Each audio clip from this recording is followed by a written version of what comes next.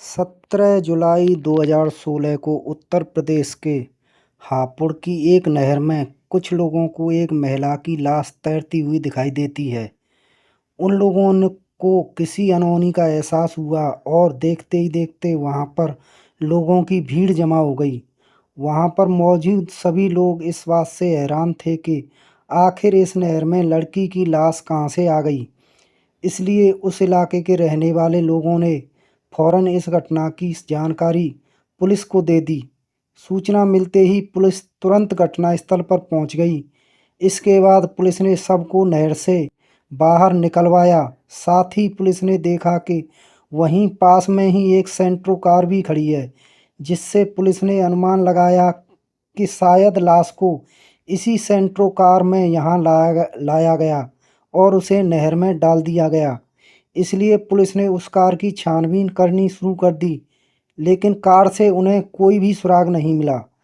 इसके बाद UP police ने उस कार के नंबर का पता लगाया तो पता चला कि वह कार दिल्ली के वजीराबाद इलाके में रहने वाले वेद प्रकाश करोड़ीवाल की है।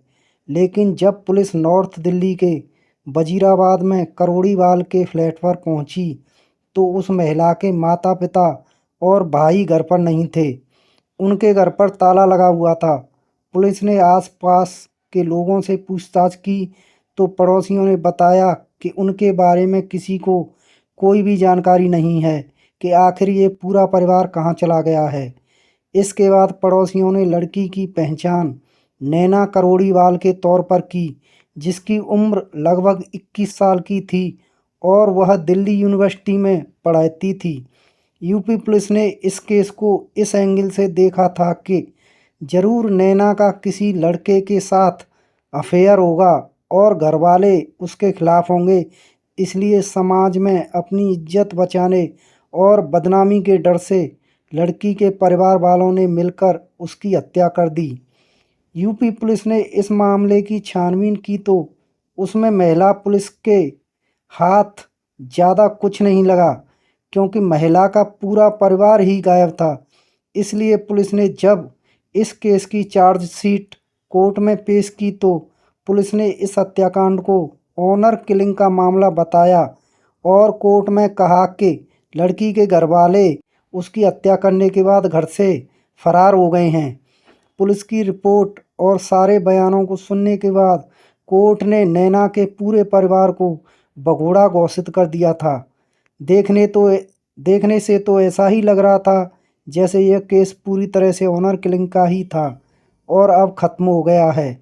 इसलिए यह केस बंद कर दिया गया और जब पुलिस ने इस घटना को ऑनर किलिंग बताकर केस को क्लोज कर दिया था तो उस समय हत्यारों की खुशी का कोई ठिकाना नहीं था, क्योंकि चार लोगों को मौत के घाट उतारने के बाद भी वह ऐश की ज़िंदगी जी रहे थे। लेकिन कहते हैं कि अपराधी चाहे कितना भी शातिर क्यों न हो, आखिर वह कभी न कभी तो पकड़ा जाता है। ऐसा ही कुछ इस हत्याकांड में भी हुआ था। इस घटना के 2 साल बाद दिल्ली क्राइम ब्रांच ने नैना की हत्या को लेकर एक ऐसा सनसनीखेज दावा किया जिसने पूरे पुलिस डिपार्टमेंट को हिलाकर रख दिया। दिल्ली की क्राइम ब्रांच ने यह दावा किया था कि नैना का परिवार न तो कहीं भागा है और ना ही गायब हुआ है, बल्कि उस परिवार के चारों सदस्यों की तो बड़ी ही बेरहमी से हत्या कर दी गई है। दरअसल दिल्ली क्राइम ब्रांच पुलिस को एक दिन इससे जुड़ा एक ऐसा राज पता चला जिसने इस पूरे मामले को ही पलट कर रख दिया। जांच के दौरान दिल्ली क्राइम ब्रांच को जो बातें पता चलीं वह बहुत ही चौंकाने वाली थीं और इस तरह हत्या के 2 साल बाद मात्र एक सुराग नहीं, इस हत्याकांड की 4 ही पोल खोलकर रख दी और उसे एक सुराग की वजह से ही असली कातिलों का पर्दाफाश हो सका। दरअसल हुआ कुछ यूं था कि एक दिन अनजाने में मनोज बावला नाम के एक लड़के ने किसी से लड़ाई के दौरान धमकी देते हुए इस वारदात के बारे में किसी को चेताया था।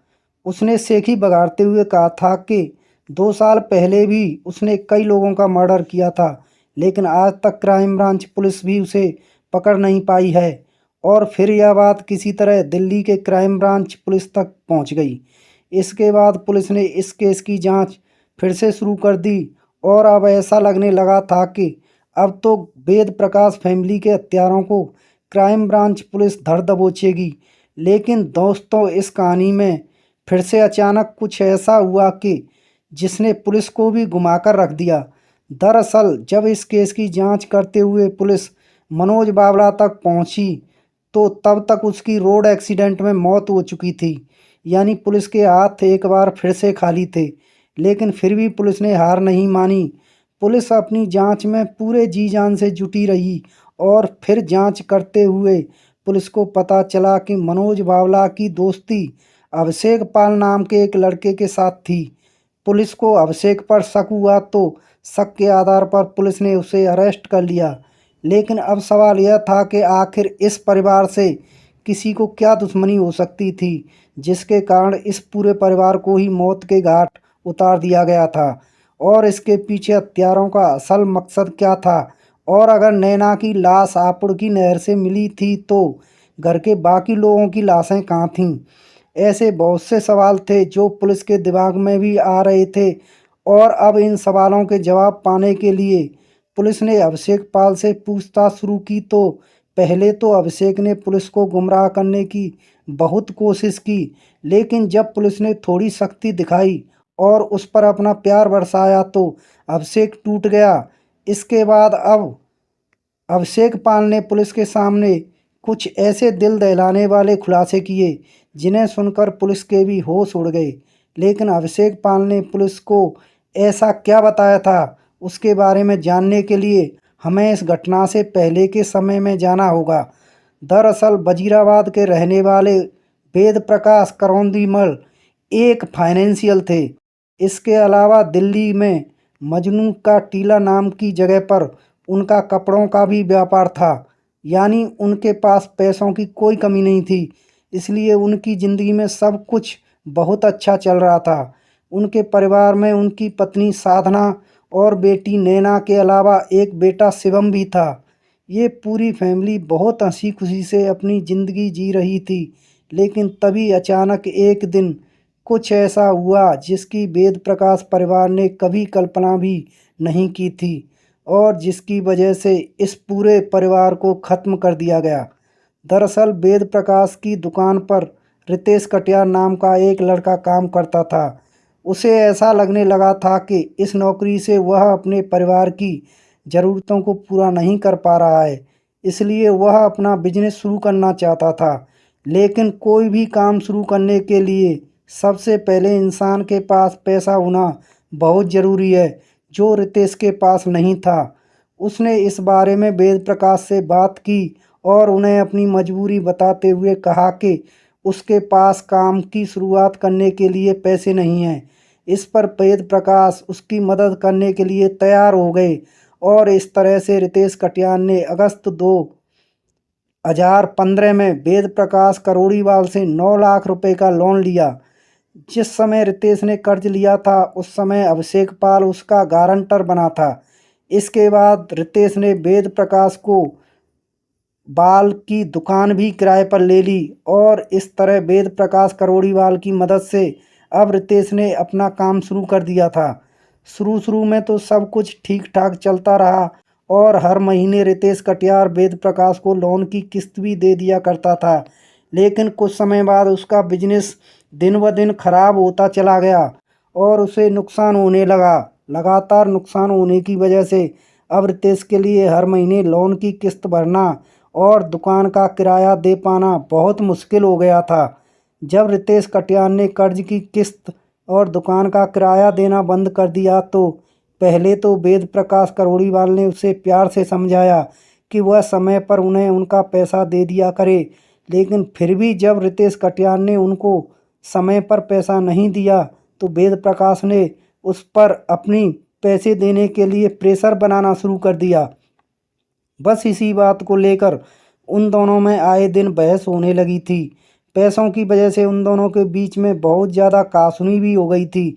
लेकिन फिर भी समस्या का कोई हल नहीं निकला था, क्योंकि रितेश कटियार का बिजनेस पूरी तरह से ठप हो गया था। तो ऐसे में उसके पास वेद प्रकाश को देने के लिए पैसे नहीं थे। इसलिए रोज़ रोज़ की लड़ाई झगड़ों से रितेश कटियार बहुत परेशान हो गया था। वो इन सब चीज़ों से छुटकारा पाना था। इधर वेद प्रकाश अब रितेश कटियार के गारंटर अभिषेक पर भी पैसे वापस करने के लिए दबाव बनाने लगे, जिससे अभिषेक भी परेशान हो गया। और जब किसी तरह से उन्हें इस समस्या का कोई हल नज़र नहीं आया, तो फिर एक दिन उन दोनों ने यह फैसला किया कि अब तो इस समस्या का कोई बहुत ही अच्छा हल निकालना पड़ेगा।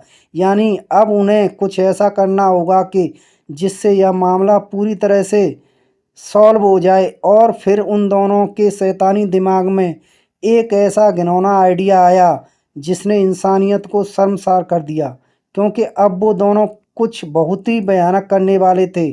काफ़ी सोच विचार करने के बाद उन्होंने प्लान बनाया कि वेद प्रकाश को हमेशा के लिए मौत की नींद सुला दिया जाए। इस हत्या की साजिश में उन्होंने दो और लड़कों, मनोज बावला और सोनी को भी शामिल कर लिया। इसके बाद प्लान के मुताबिक अभिषेक ने नैना के छोटे भाई शुभम को ड्राइविंग सिखाना शुरू कर दिया, क्योंकि उसका मकसद यह था कि वह इस परिवार के करीब आ जाए जिसमें वह कामयाब भी हो गया था। फिर जब उनको लगने लगा कि सब कुछ उनकी योजना के अनुसार हो रहा है, तो तब उन्होंने 15 जुलाई को वेद प्रकाश करोड़ीवाल की हत्या की योजना बनाई। हत्या वाले दिन यानी 15 जुलाई 2016 को अभिषेक पाल लगभग सुबह 11 बजे के समय वेद प्रकाश करोड़ीवाल के घर पहुंच गया और उसने वेद प्रकाश से कहा कि आपके बेटे शुभम की कार के टायर खराब हो रहे हैं, उन्हें चेंज करवाना बहुत ज़रूरी है। उसने वेद प्रकाश को टायर बदलवाने के लिए अपने साथ टायर की दुकान पर चलने के लिए कहा। इसके बाद वेद प्रकाश अभिषेक के साथ टायर की दुकान पर जाने के लिए घर से निकल जाते हैं, लेकिन वह इस बात से बिल्कुल अनजान थे कि आज अभिषेक उनके साथ कोई बड़ा खेल खेल सकता है। क्योंकि भले ही उनके बीच लड़ाई झगड़ा ही सही, लेकिन फिर भी वेद प्रकाश को अभिषेक पर भरोसा था, क्योंकि वो उनकी दुकान पर काफ़ी समय से काम करता रहा था। और यह भरोसा ही उसकी सबसे बड़ी गलती थी, जिसकी वजह से उनकी और पूरे परिवार की जान चली गई। क्योंकि कई बार हम ऐसे लोगों पर भरोसा कर लेते हैं जो आगे चलकर हमारे आस्तीन का सांप बन जाते हैं। इसलिए बहुत ज़रूरी है कि हमें दूसरे लोगों पर हद से ज़्यादा विश्वास नहीं करना चाहिए। वेद प्रकाश अपने घर से निकलकर गाड़ी की अगली सीट पर बैठ गए। वेद प्रकाश करोड़ीवाल फ्रंट सीट पर बैठे हुए थे कि तभी मौका देखकर हत्यारों ने क्लच वायर से उनका गला घोंटना शुरू कर दिया। वेद प्रकाश बुरी तरह से तड़प रहे थे और अपनी जान बचाने के लिए कोशिश कर रहे थे, लेकिन उनकी सब कोशिशें बेकार हो गई थीं। और जब उनका शरीर ठंडा पड़ गया तो कातिलों ने उनके शव को कार की डिग्गी में डाल दिया। वो दोनों बहुत खुश थे कि उन्होंने कितनी चालाकी और कितनी आसानी से वेद प्रकाश को मौत के घाट उतार दिया। लेकिन अब उन दोनों के सामने इस बात का भी डर था कि जब वेद प्रकाश घर नहीं पहुंचेंगे तो ऐसे में वेद प्रकाश की पत्नी साधना और उनका बेटा शुभम पुलिस को इस बात की जानकारी दे सकते हैं कि वेद प्रकाश अभिषेक के साथ घर से निकले थे। और इसी डर की वजह से उन दोनों ने यह फैसला किया कि अब वो लोग इस पूरे परिवार को ही ख़त्म कर देंगे। इसके बाद दोपहर 2 बजे के आसपास उन दोनों ने शुभम को फ़ोन किया और उससे कहा कि तुम्हारी कार के टायर सही हो गए हैं, तुम यहाँ आकर एक बार गाड़ी को चलाकर देख लो कि टायर सही हैं या नहीं हैं। लेकिन शुभम को इस बात की जरा सी भी भनक नहीं थी कि कोई इस तरह धोखे से बुलाकर उसकी हत्या कर सकता है। इसलिए शुभम उनके पास चला जाता है और फिर शुभम की हत्या भी ठीक वैसे ही कर दी गई जैसे कि वेद प्रकाश की गई थी। यानी उसको भी क्लच वायर से ख़त्म कर दिया गया था। गला घुटने की वजह से और सांस रुकने की वजह से शुभम ने भी दम तोड़ दिया। उसकी हत्या करने के बाद अभिषेक और ऋतिक कटियार ने उनकी लाश को भी पीछे कार की डिग्गी में डाल दिया, जहां पर पहले से ही वेद प्रकाश की लाश रखी हुई थी। दोनों बाप बेटों का काम तमाम करने के बाद उन्होंने अगला निशाना वेद प्रकाश की पत्नी साधना को बनाया। इसके लिए वो दोनों फिर से वेद प्रकाश के घर पहुंचे और वहां जाकर उन्होंने उनकी पत्नी साधना से यह झूठ बोला कि उनके पति का एक्सीडेंट हो गया है। और वह हॉस्पिटल में अपने पति के एक्सीडेंट की खबर सुनकर साधना परेशान हो गई और वह उन दोनों के साथ घर से हॉस्पिटल के लिए निकल गई, ताकि जल्द से जल्द अपने पति के पास पहुंच सके। लेकिन बेचारी साधना को क्या पता था कि उसके पति और बेटे को तो पहले ही मौत की नींद सुला दिया गया है। साधना को कत्ल करने के लिए भी उन्होंने उसी क्लच वायर का इस्तेमाल किया जिससे उन्होंने वेद प्रकाश और शुभम को ठिकाने लगाया था। साधना के बाद अब केवल उनकी बेटी नैना ही बची थी।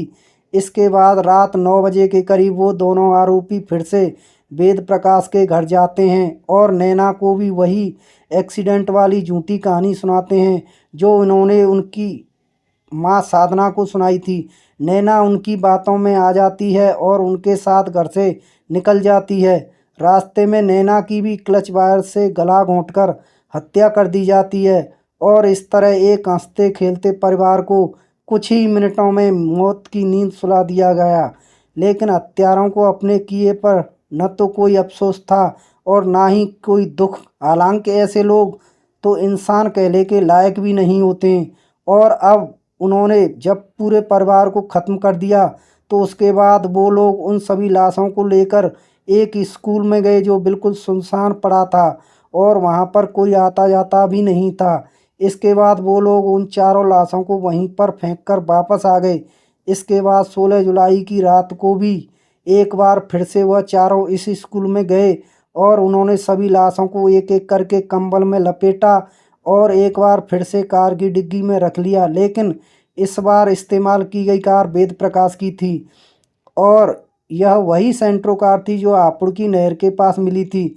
वह दोनों हत्यारे बहुत ही चालाकी से अपना काम कर रहे थे ताकि किसी को भी इस हत्याकांड की भनक न लगे।